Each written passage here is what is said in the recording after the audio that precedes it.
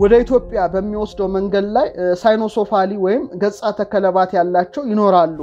እነዚህ ፍጥረታት የሜዳ ፍየሎችን አጋዘኖችን በማደን ይኖራሉ። በተጨማሪም መልካቸው ጥቁር ነው። የውሻ ራስና ጥርስ አላቸው። ይህን መነጋገር አይችሉም። ስልብ ሆነ በሚሰማ ድምጽ ግን ያወራሉ ይላቸዋል። እጆቻቸው ጠንካራና በጣም ሹል በሆኑ ጥፍሮች የተሸፈኑ ነው ይላል። መላ አካላቸው በጠጉር የተሸፈነ ሲሆን ይህም ከውሾች ጋር የሚያመሳስላቸው ሌላኛው ነገር ነው። በርካታ ነገሮች ነው በግዕዝ መጻሕፍት ውስጥ ያገኘዋቸው ስለነዚህ ነገሮች በተለይ ዓለምን ዞሮ ሲያስተምሩ ይላል።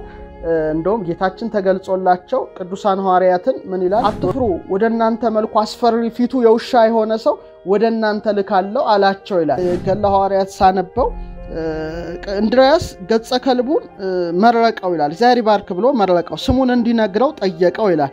ስሜ ስምሱህ ይባላል አለው ይላል። አውሬ ፊት ያለው ፍጡር በቁጣ ህዝቡን ተመለከታቸው ነው የሚለው።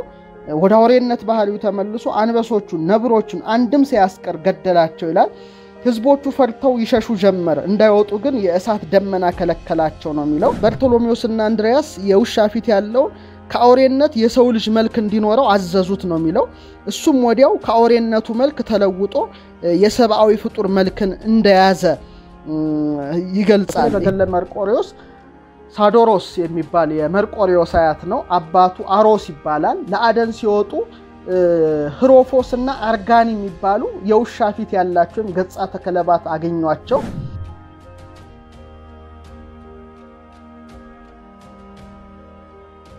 ሌላው ኤሊያንም ኦን አኒማልስ በሚለው ጽሑፍ 10ኛው ክፍል 25ኛው ቁጥር ላይ መስለኛል ምን ይላል? የግብጽን ክልል ሲሻገሩ ለ7 ቀናት ሙሉ የሚጋፈጡት ፍጹም በረሃ ይገኛል። ከዚህም ባሻገር ወደ ኢትዮጵያ በሚወስደው መንገድ ላይ ሳይኖሶፋሊ ወይም ገጻተ ከለባት ያላቸው ይኖራሉ።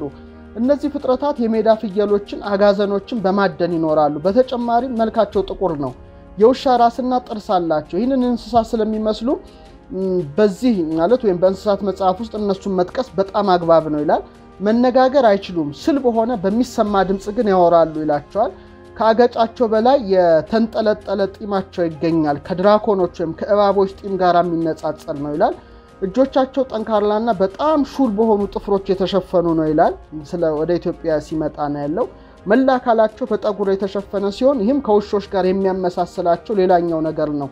በጣም ፈጣኖች በመሆናቸው ሌሎች የማይደርሱባቸውን አካባቢዎች ያውቃሉ። በዚህም የተነሳ እነሱን መያዝ በጣም አስቸጋሪ ነው በማለት ነው እንግዲህ የሚያነሳው። ክቡራን ተመልካቾቻችን እጅግ ይገርማልና እንደዚህ ያደረጉ እንግዲህ የጥንት የታሪክ ጸሐፍት ስለነዚህ ፍጡራን ሰፋፊ ነገሮችን ጽፈዋል። በዚህ ጥንታዊ ሰነዶች በጣም በሚገርም መልኩ ነው ስለነዚህ ፍጡራን ያቀረቡት። ከዚህ በዘለለ መልኩ ግን ስለነዚህ ፍጡራን ማንበብ የጀመርኩት ወይም መጻሕፍትን ስማር ቅዱሳን መጻሕፍትን ሳነብ ግዕዝ በተለይ ግዕዝ መጻሕፍቶችን ሳነብ ያገኘኋቸው ነው ማካፈላችሁ። አሁን በርካታ ነገሮች ነው በግዕዝ መጻሕፍት ውስጥ ያገኘኋቸው ስለነዚህ ነገሮች በተለይ አንደኛው የእንድርያስና የበርቶሎሜዎስ ገል ነው። ገለ እንድርያስ ወበርቶሎሜዎስም ከገለ ሐዋርያት ውስጥ መካከለ የሚጠቀሱ እንድርያስና በርቶሎሜዎስ እነዚህን ገጻተ ከለባት እንዳገኙ ይገልጻል። በተለይ እንግዲህ ዓለምን ዞሮ ሲያስተምሩ ይላል። እንደውም ጌታችን ተገልጾላቸው ቅዱሳን ሐዋርያትን ምን ይላል? ወበእንተዛ አስተራዮሙ እግዚእነ ኢየሱስ ክርስቶስ ወይቤሎሙ ተንሱ ሐዋርያት ቅዱሳን ታገሱ ወይትፍሩ አነ ፈንሁ ሀበክሙ ብእሴ ዘገጹ ከመገጸ ከልብ ወአርያሁ ግሩም። እንደውም አትፍሩ፣ ወደናንተ መልኩ አስፈሪ ፊቱ የውሻ የሆነ ሰው ወደናንተ ልካለው አላቸው ይላል። ከዚያ ሰው ሀገረ በላይ ተሰቢላቸዋል። ሰውን ወደሚበሉ ሰዎች ሀገር ደረሱ ነው የሚለው እንግዲህ ዓለምን ዞሮ ሲያስተምሩ ይላል እዚህ መጽሐፍ ላይ።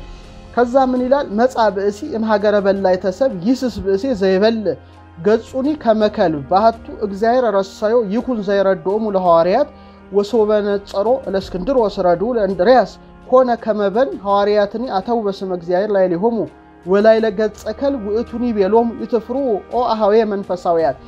እንግዲህ ይሄ ሰውን የሚበላ የውሻ ፊት ያለው የሚበላውን ሰው ፍለጋ ሰውን ከሚበሉ ሀገር መጣባቸው ይላል። ይሄ ደግሞ ሰውን ራሱ የሚበላ ነው ማለት ነው። እዚህ ላይ እንዳነበብ ነው እና ፊቱም የውሻ ፊት ነበር ይላል። ነገር ግን እግዚአብሔር ሐዋርያትን የሚረዳው አደረገው ብሎ ነው የሚጽፈው።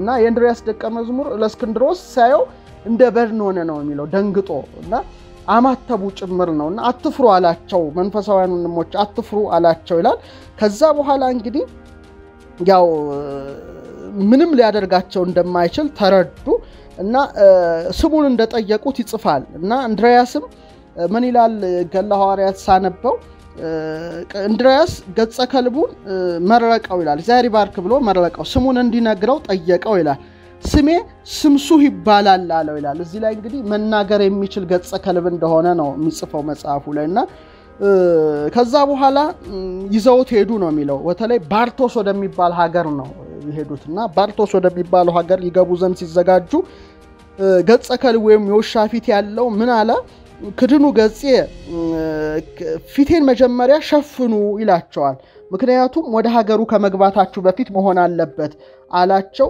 ከዛ በኋላ እንድሪያስ የገጸ ከልቡን ወይም የውሻ ፊት ያለውን ሰው ፊቱን ሸፈኑት ነው የሚለው ከዛ በኋላ እንድሪያስ የተዘጋውን ያገር በር ይከፍትላቸው ዘንድ ወደ እግዚአብሔር ጸለየ ይላል ወዲያው መግቢያው ተናደና ግንቡ ወደቀ ፈረሰ ነው የሚለው ልክ እንደ ኢያሪኮ ማለት ነው ከዛ ወደ ሰተት ብለው ወደ ባርቶስ ሀገር ገቡ ይላል ባርቶስ ውስጥ እንደገቡ የንጉስ ወታደሮች እንድሪያስን ለአንበሶች ለመስጠት ያዙት ነው የሚለው የውሻ ፊቱ ያለው ያ ፍጡር ግን እንድሪያስን ምን ይለዋል የተሸፈነውን ፊቴን ግለጽልኝ አለው ያን ጊዜ ፊቱን ገለጸለት ይላል ያን ጊዜ ፊቱን ገልጾ ያ አውሬ ፊት ያለው ፍጡር በቁጣ ህዝቡን ተመለከታቸው ነው የሚለው ወደ አውሬነት ባህሪው ተመልሶ አንበሶቹን ነብሮቹን አንድም ሳያስቀር ገደላቸው ይላል ህዝቦቹ ፈርተው ይሸሹ ጀመር እንዳይወጡ ግን የእሳት ደመና ከለከላቸው ነው የሚለው ከዚህ በኋላ እንግዲህ ባሉበት በፍጥነት ተሰብስበው መጸጸታቸውን በስፋት ይጽፋል ከዛ በኋላ በርቶሎሜዎስ ወእንድሪያስ ለገጸ ከልብ ይቤልዎ ይራቅ ምኔከ ይሉታል በርቶሎሜዎስና እንድሪያስ የውሻ ፊት ያለው ከአውሬነት የሰው ልጅ መልክ እንዲኖረው አዘዙት ነው የሚለው እሱም ወዲያው ከአውሬነቱ መልክ ተለውጦ የሰብአዊ ፍጡር መልክን እንደያዘ ይገልጻል ይሄ በጣም አስገራሚ ነው በጣም በተለይ ደግሞ የሱን ፊት አይተው ሁሉ በድንጋጤ ሞቱትን ጸልየው እንዳነሷቸውና እሱም ከአውሬነት መልክ ወደ ሰውነት መልክ እንደተቀየረ እንግዲህ ገጸ ሐዋርያትን በተለይ ሳነብ በጣም የገረመኝ አንድ ታሪክ ነው ክቡራን ተመልካቾቻችን እናንተንም በእጅጉ እንደሚገርማችሁ እንደው ሙሉ እምነት አለኝና ይሄ በጣም አስደናቂው ነው ሌላው በጣም የሚገርመኝ የክርስቶፎሮ ታሪክ ነው የቅዱስ ክርስቶፎሮስ ታሪክ በመላው ዓለም የሚታወቅ ነው ስክሪኑ ላይ ስዕሉን የምታዩት ነው በተለይ ሚያዝያ 2 ነው በዓሉ የሚታሰበው ረፍቱ ማለት ነው በስንክሳር ላይ ያለ ወበዛቲ ዕለት ኮነ ሰማዕተ ቅዱስ ክርስቶፎሮስ ዘኮነ ገጹ ከመከል ክርስቶፎሩ ሰውን ከሚበሉ ሰዎች ሀገር እንደሆነ ይጽፋል በተለይ በዚህ ቀን ይላል ፊቱ እንደ ውሻ የሆነ ቅዱስ ክርስቶፎሮስ በሰማዕትነት አረፈ ይላል ይህም ቅዱስ ሰውን ይበሉ ከነበሩ ሰዎች ሀገር ነው በጦርነት ማረኩት አባቱም በሐዋርያው ማቲያስ ጃመነ እንደሆነ ቀድሞ ይጽፋል ከዛ በኋላ ምን ይላል በማረኩት ጊዜ ቋንቋቸውን አያውቅምና ወደ እግዚአብሔር ጸለየ ቋንቋቸውን ገልጾለት እንደነርሱ መናገሩን ንጉሱም ተበሳሽቶ በትልቅ ብረት ምጣድ ውስጥ እንዲጨመር እሳት እንዲነድበት ምንም እንዳላደረገው ጉድጓድ ውስጥ ቢጨመር መልአክ እንዳወጣው እና ማሰቃየቱ ሲሰለቻቸው አንገቱን ቆርጠውት ሚያዝያ 2 እንግዲህ በእግዚአብሔር ስም አንገቱን ጭምር እንደሰጠ ይጽፋልና በጣም የሚገርም ነው በተለይ በምስራቅ ኦርቶዶክስ ቤተክርስቲያን ስዕሎቹ በቃ በደንብ አድርገው በገጸ ከልብ ሰው ይስሉታል በተለይ ጀርመናዊ ኤጲስቆጶስና ባለቅኔ ዋልተር ቅዱስ ክርስቶፎሮስ በተለይ በከነዓን የሰውን ስጋ የሚበላና እንደውሻ እንደሚጮህ ይጮህ የነበር የገጻተ ከለባት ዝርያ አድርጎ ገልጾታል ነገር ግን አሁን ጊዜ በተለይ በራሻ ሞስኮ በዚህ መልኩ እንዳይሳል ግን አዘዋል ይሄ በጣም አስገራሚ ነው ክቡራን ተመልካቾቻችን ይሄ እንግዲህ ከክርስቶፎሮስ ታሪክ ጋር ያገኘውት ነው ሌላው በጣም የሚገርመው የቅዱስ መርቆሪዎስ ታሪክ ነውና በተለይ ገድለ መርቆሪዎስን ሳነብ እጅግ ይገርመኝ ነበር መጀመሪያ ስዕሉን ያየሁት በብዛት ተስሏል እና እዛ ላይ በጣም የሚገርም ነገር ነው ክቡራን ተመልካቾቻችን በተለይ ገድለ መርቆሬዎስ ላይ ደግሞ ይሄን ነገር ጽሁፍ አንብቤያለሁና እሱን ነው የምነግራችሁ በተለይ በገድለ መርቆሬዎስ ሳዶሮስ የሚባል የመርቆሬዎስ አያት ነው አባቱ አሮስ ይባላል ለአደን ሲወጡ ህሮፎስና አርጋኒ የሚባሉ የውሻ ፊት ያላቸውም ገጻተ ከለባት አገኟቸው የመርቆሬዎስን አያት ሳዶሮስን ሰባብረው እንደበሉት አባቱ አሮሱን ግን ሲበሉት መልአክ እንደከለከላቸው ይጽፋል በተለይ በስዕሉ ላይ እንደምታዩት ክቡራን ተመልካቾቻችን በጣም አስገራሚ ነገር ነው እዛ ላይ የምትመለከቱት እንደውም ምን ይላል ወመጹሃ ቢሆም ወክለቱ ደው ገጻተ ከለባት እምሩቅ ብሔር ወበጹሃ በመስገርት ወነቀው ዶል እንዛሃለው ተመስገርት ይላል ከለታት ባንዷ ቀን እንደ ልማዳቸው ለአደን ወጡ ይላል ሁለቱ ከዚህ በኋላ ከሩቅ አገር ተነስተው ከውሾች አገር ወገን ሁለቱ ወደነሱ መጡ ነው የሚለው ያን ጊዜ በወጥመድ ውስጥ እንዳሉ ጮኸ ይላል አሮስና ሳዶሮስ ነቅተው በያቸው መልካቸውን ይጽፋል ምን ይላል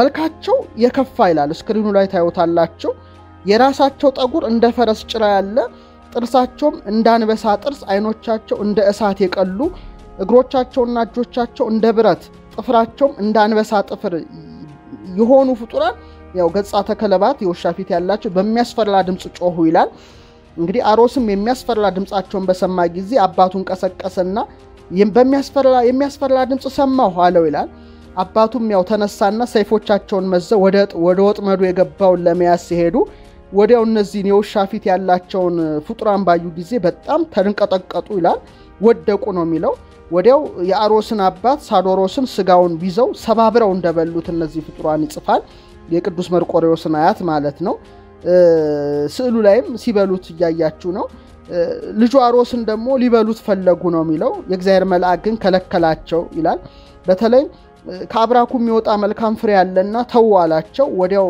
በአውታረ እሳት ዙሪያውን ከቦ አስጨነቃቸው ይላል እነዚህም ፍጡራን ደግሞ ወደ መርቆሬዎስ አባት ወደ አሮስ መጡና ሰገዱለት ነው የሚለው በተለይ የእግዚአብሔር መልአክ እነዚህን ምን ይላቸዋል ህሮፎስና አርጋኒ ይላቸዋል እግዚአብሔር ቅዱስ ከሱ ስለሚወለድ ተውት አትንኩት አላቸው ወዲያው ምንድነው የሚለው ወሶቤሃ ወለጠ እግዚአብሔር ፍጥረቶሙ ማርያራዊት ሀባሪያ ሰብ ይላል ወረሲዮሙ ከማባገ ቡሩካን ይላል ከአራዊትነት ወደ ሰዋሪያነት ፊታቸውን ለወጥ እንደ የዋሆች በጎችም ማደረጋቸው ነው የሚለው ማለት የአውሬነት ጠባያቸውን ተው ነው የሚለው ከዛ በኋላ አትፍራ እንዳሉት ይጽፋል ወዲያው ወደ ሀገሩ ይዟቸው ፊታችሁን ሸፍኑ ብሎ ይዟቸው እንደሄደ አብረውትም እንደሄዱ ይጽፋል በተለይ የዚህ ሀገር ሰዎች ያዋቸዋል ሊገሏቸዋል እንዳላቸው ገጻተ ከለባትን የውሻ ፊት ያላቸው ግን እሱን ማንንም ቢሆን አንፈራም ግን በማንንም ላይ ክፉ ማድረግ አንፈልግም እንዳሉት እሱም ደግሞ ለሚስቱ እንደነገራት ይጽፋል በጣም ሰፊ ነው ገሉ አጠር አድርጌ ነው መነግራችሁ እሷም ደግሞ ዝምበል እኔ በህልሜ ያየሁትን ልንገርህ አለችው ሁለት የውሾች መልክ ያላቸው በህልሜ ያየሁ አለችው አባትህንም በሉት አንተን ግን ተው ካንተ ጋርም አመጣቸው ከተራራውን በታች አስቀመጥካቸው ወደኔ መጣሁንም ወሰድና የሚበሉትን ስጣቸው እንዳለችው እሱም እንጀራና የወይን ጠጅ የበለስ ቂጣ ማዘጋጅታ እንደሰጠችውና እንደሰጣቸው ይጽፋል እነሱም የምግቡን ጣዕም እጅግ እንዳደነቁ ማንንም ሳይ በሌሊት ወደ ቤቱ እንዳስገባቸው እና እነዚህ የውሻ ፊት ያላቸው በስራ ሁሉ የሚታዘዙት እንደነበሩ ይጽፋል ወዲያው በተለይ ደግሞ መርቆሬዎስ ተወለደ ይላል ፒሉፓዴር አሉት እንግዲህ በዛ ዘመን እንግዲህ አራተኛው ክፍለ ዛሬ 1600 አመት ቀደም ብሎ ማለት ነው እና የውሻ መልክ ያላቸው ወይም ገጻተ ከለባት እስካሁን እነሱ ጋር ተቀምጠው ለረጅም ጊዜ ታዘዙት እንደነበረ ዛሬ በስፋት ይዘረዝራል ከዛም የሀገሪቱ በር ጠባቂ እነዚያን ገጻተ ከለባት የሚወሻ ፊት ያላቸውን ድንገት አየ ወዲያው ለሀገረ ገዢው አሮስ በጣም የከፉ ሁለት አራዊት አምጥቷል ብሎ ነገረው ያን ጊዜ መኮንኑ በቁጣ አሮስን ግሩማን አራዊትን እንዳመጣ ሰምቻለሁ ለኔ ስጠኝ ዋጋህን ከፍልሃለሁ እንዳለው እሱ ግን አሮስ ግን የቅዱስ መርቆሬዎስ አባት ማለት ነው የዱር አራዊትን ማየት አትችልም እንዳለውና መኮንኑም እንደተቆጣ ይጽፋል ወዲያው ሰራዊቱን አስከትሎ እነዚህን ገጻተ ከለባት ለማየት ወደ አሮስ ቤት እንደሄደና እነዛን አውሬዎች ባያቸው ጊዜ ደንግጦ በግንባሩ እንደወደቀ ይጽፋል። በተለይ ፊታቸው በጣም አስፈሪ ስለነበረ የጸነሱ ሴቶች ከድንጋጤ ብዛት የተነሳ በማህፀናቸው ያለው ጽንስ ሁሉ እንደወጣ ጭምር ነው። ፊታቸው በጣም ያስጨንቃል ይላል። ከዛ በኋላ ከአሮስ ጋራ እንደገና ተቀመጡ፣ ሌሎቹ ሸሽተው እንደሄዱ ይጽፋል። ይሄን ይመስላል። በጣም ሰፊ ነገር ነው እዛ ላይ የምታዩት። ከዛ በኋላ ግን እንደተጠመቁ ጭምር ይጽፋል። በተለይ አሮስ ተጠምቆ ኖህ ብሎ እንደሰየመው፣ ሚስቱን ታቦት ብሎ እንደሰየማት፣ ልጁ ደግሞ መልቆሬዎስን ፒሉፓዴር ብሎ እንደሰየመው እነዚህ ገጻተ ከለባትን በጣም ኤጲስቆጶሱ ከግርማቸው የተነሳ ፈርቶ ፊታቸውን በልብስ እንዲሸፍኑ እንዳዘዘና ስማቸውን ለውጦ ህሮፎስና ገሊስጣፎሮስ ብሎ እነዛን ቅድም አርጋኒን መሪያን ብሎ እንደሰየመ እዛ ላይ ይጽፋል። ይሄ በጣም አስገራሚ ነው። እንግዲህ በጣም ሰፊ ነገር ነው እዛ ላይ የምታዩት። እንደውም በተለይ አንድ አላዊ ንጉስ ተነስቶ ያንን ሀገር በወረረ ጊዜ በተለይ መኮንኑ ባክህ እነዚህን ገጻተ ከለባት ይዘህ ያን አላዊ ድል ይንሱልኝ ብሎ የመርቆሬዎስ አባት እነዛን ይዞ ወደ ውጊያ ጭምር እንደሄደ ይጽፋል። በተለይ ደግሞ እሱን ኖህን እንደማረኩት፣ ኖህ ማለት የመርቆሬዎስ አባት ነው ስሙ፣ ያኛው የፊተኛው ኖህ እንዳልሆነ ክቡራን ተመልካቾቻችን መረዳት ይገባቸዋል። ከዛ በኋላ በማረኩት ጊዜ እንዳለቀሰ እንደው እነዚህ ገጻተ ከለባት መቼ ነው መተው ሚረዱኝ ብሎ እንዳለና በተለይ ደግሞ ቅዱስ ሚካኤል ወደ እነዚህ ገጻተ ከለባት ሄዶ ወደ እስር ቤት ሂዱና ወንድማችሁን ኖህን አድኑት፣ አራዊት ይበሉት ዘንድ ስጋውን ለአራዊት ስለሚሰጡ እግዚአብሔር እንዳለፈው ኃይልንና ብርታት ሰጥቷቸዋል እንዳላቸው እነዚህም ገጻተ ከለባት ወደዚያች ሀገር እንደሄዱ ወደዚያች ሀገር በገቡ ጊዜ በተለይ የንጉስ ሰራዊቶችን የሀገሪቱ ሰዎች ባዩአቸው ጊዜ በጣም ደንግጠው በግንባራቸው እንደወደቁ በጣም በእጅጉ እንደፈሩ ብዙዎችም እንደሞቱ ሴቶች ልጆቻቸውን ራሱ ነፍሰ ጡሮች በማህፀናቸው ውስጥ ያለውን ሁሉ እንደፈሰሰባቸው ይጽፋል። ንጉሱም አገልጋዮቹን አንበሶቹና ነብሮቹን ሁሉን አራዊት አምጧቸው እኒን የአራዊት መልክ ያሏቸው ይብሏቸው እንዳላቸውና እንዳመጧቸው በጣም ይጽፋል። ግን እነዚህ የውሻ መልክ ያላቸው አንበሶችን፣ ነብሮችን፣ ሌሎችንም አራዊት ባዩአቸው ጊዜ በጣም እንደውም በእግሮቻቸው ጭምር በእጆቻቸው እንዳጨበጨቡ ደስ እንዳላቸው የእግራቸው አቧራ እንደጉም ተኖ እስከ ደመና እስኪደርስ ድረስ ሽቅብ እንደዘለሉ ይጽፋል። ሁሉንም አንበሶችንም አናምርቶችንም ሁሉ ይዘው ስጋቸውን ቆረጡና ወደ ታች ወደ ላይ እንደወረወሯቸው ይጽፋል። ይሄ በጣም አስገራሚ ነው። ያን ጊዜ ንጉሱ ባክ እነዚህን የውሻ ፊት ያላቸውን ፍጡራን በልብስ ሸፍንልኝ እንዳለው ያን ጊዜ ፊታቸውን ደግሞ ኖህ እንደሸፈናቸው ይጽፋል። እንደውም አንተ እግዚአብሔር ሰው ሆይ ይለዋል የመርቆሬዎስን አባት፣ የመንግስቴን እኩሌታ ላንተ ሰጣለሁ፣ 5 ሴቶች ልጆች አሉኝ፣ ከነርሱ አንዷን ላንተ ሚስት ትሆን ዘንድ ሰጣለሁ እንዳለው ኖህ ግን እኔ በፍጹም ይሄን ነገር አልፈልግም ብሎ በተለይ የውሻ መልክ ያላቸውን ይዞ እንደወጣለት ይጽፋል። ክቡራን ተመልካቾቻችንና በጣም ሰፊ ነገር ነው እንግዲህ እዚህ ላይ ተረዳችሁት። በተለይ በገድለ ሐዋርያት ላይ፣ በስንክሳር ላይ፣ በገድለ መርቆሬዎስ ላይ፣ በስዕላት ላይ ሁሉ ይሄን ነገር በተቻላቸው አቅም ተርጉመውን ባመጡትም ራሳቸውን በሳሉትም ስዕል ወይም በጻፉት ጽሑፍ ላይ ገልጸውልናል ማለት ነው። ስለዚህ እነዚህ አፈታሪካዊ የሆኑ ፍጡራን አሉ ወይስ የሉም? የራሳችሁ ምልከታ ማየት ትችላላችሁ። እንግዲህ ተጽፈዋል። የተጻፈው መፈተሽ፣ ማንጠርጠር፣ ማበጠር የኛ ድርሻ ነው። ግን በአጠቃላይ ስናያቸው እነዚህ ፍጡራን ሰውን የሚጎዱ ሆነው ነው የተሳሉት፣ አስፈሪ ሆነው ነው የተሳሉት እና አንዳንዴ በአምላክ ቸርነት ወደ ሰባዊነት የተመለሱት ናቸው ረዱ የተባለው እንጂ በአንጻሩ በጣም አደገኞችና ያውሬ መልክ ያላቸው ያውሬ ባህሪ ያላቸው እንደሆኑ ነው የሚጽፈው። ስለዚህ እንግዲህ ደመነፍሳዊ ናቸው ማለት እንችላለን እንጂ የሰው ልጆች ናቸው ማለቱ እንኳን ትንሽ ይከብዳል። በኔ ምልከታ ነው ግን የደመነፍሳዊ አውሬነት ጠባይ ያላቸው ፍጡራን ናቸው ብለን ማየት እንችላለን። ክቡራን ተመልካቾቻችን